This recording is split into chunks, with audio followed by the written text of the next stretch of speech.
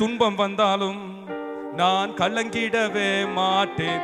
எல்லாத்தையும் ஓரம் தள்ளிட்டு என்னை பெருமைப்படுத்திய என் ஆண்டவரை நான் பெருமைப்படுத்த வேண்டும் என்ற ஒத்த மனநிலையில் முழந்தால் படியிட்டு நம் ஆண்டவரை மத்தியிலே வரவேற்போம்.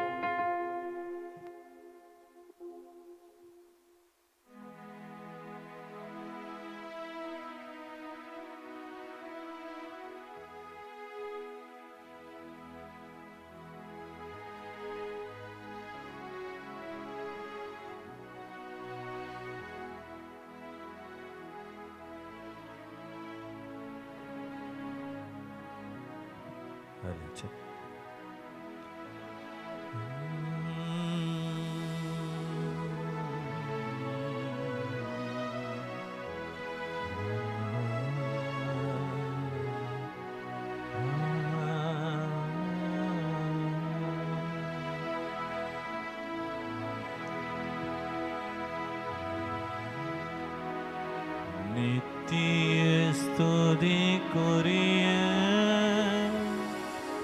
பரிசுத்தர் கருணை பக்தியாய் ஆராதனை இதிசையோ புரிவோ